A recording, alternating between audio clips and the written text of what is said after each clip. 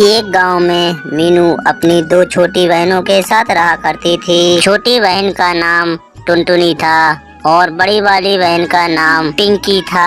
मीनू उन दोनों से बड़ी थी और उन दोनों से बहुत प्यार करती थी। उनके माता पिता नहीं थे, उनकी देखभाल मीनू ही किया करती थी। टुनटुनी और पिंकी दोनों बड़ी हो जाती हैं जब उनसे मीनू कहती है, टुनटुनी, पिंकी, तुम मेरी छोटी बहन हो, मैं तुमसे बहुत प्यार करती हूँ, मैं तुम्हारा भला ही चाहूंगी। देखो बहनों, हमारा घर बहुत कमजोर हो गया है और इसमें दरारें भी पड़ गई हैं। मुझे लगता है कि हमारा घर जल्द ही टूट जाएगा। ये कभी भी टूट सकता है, इससे हमारी जान को खतरा है।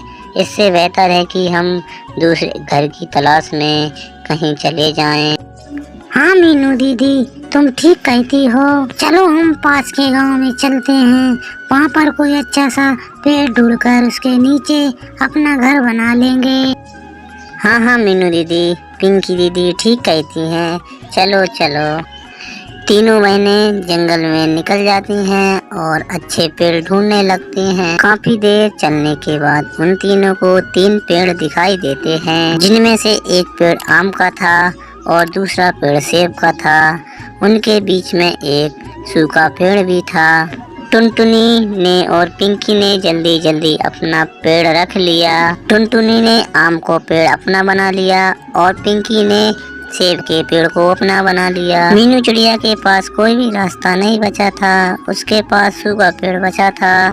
ना तो उसमें कोई फल लग सकता था, ना उसके नीचे वह रह सकती थी। तो वह टुनटुनी और पिंकी से कहती है, टुनटुनी, पिंकी, मैं तुम्हारी बड़ी बहन हूँ ना, मैं नहीं चाहती कि हम अलग अलग रहें। हम तीनों एक साथ घर बनाकर रहते हैं ना, पहले भी हम एक साथ रहते थे और अब भी एक साथ रहेंगे, क्योंकि मैं तुम दोनों से अलग नहीं रह सकती। अरे वाह दीदी, तुम्हें अच्छा पेड़ नहीं मिला तो हमको बहलाने की बातें कर रही हो। हमें कोई शौक नहीं है तुम्हारे साथ रहने का।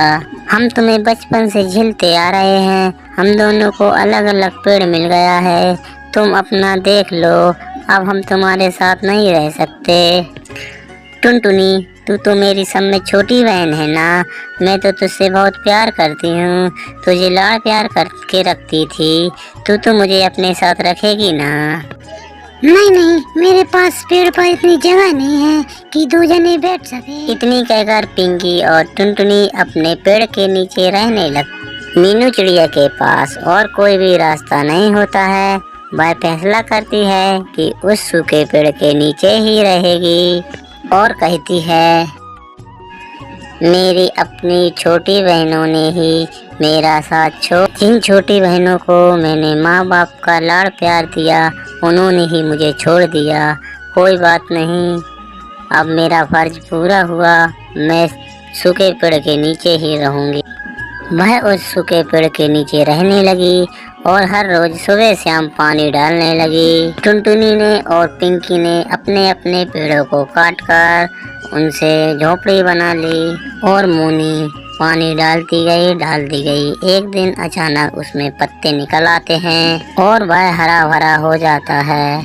टुनटुनी और पिंकी का पेड़ सूख जाते हैं और एक दिन मोनी देखती है तो उसके पेड़ में हीरे लगे हुए थे। तभी पेड़ बोलता है, मैं एक जादुई पेड़ हूँ, मुझ में पहले हीरे लगते थे, पर मेरे ऊपर किसी ने पानी नहीं डाला और दिन गुजरते गए और मैं इसी प्रकार सूख गया था और तुमने मेरी सेवा की है। मैंने तुम्हें ये हीरे जवाहर दे दिए, तुम इन्हें बाजार में बेचकर अपना मकान बनाकर उसमें रहने लगो। और मोनी चिड़िया ऐसा ही करती है, उन्हें बाजार में बेचकर एक मकान बनाकर उसमें रहने लगती है। एक दिन अचानक जोर से आंधी तूफान चलते हैं और टुनटुनी और पिंकी का घर हवा में उड़ जाता है और वह दोनों उसकी बड़ी बहन के पास पहुंच जाती हैं और कहने लगती, बहन हमें माफ कर दो, हम तो माफ करने लायक भी नहीं हैं। हो सके तो हमें माफ कर दो, हमारा घर आंधी तूफानों में उड़ गया। कोई बात नहीं है बहनों, तुम मेरी छोटी बहन हो, गलती सबसे होती है, मैं तुम्हें माफ करती हूँ। तुम यहीं पर रहने लगो। और वह तीनों खुशी खुशी उसी घर में रहने लगती हैं।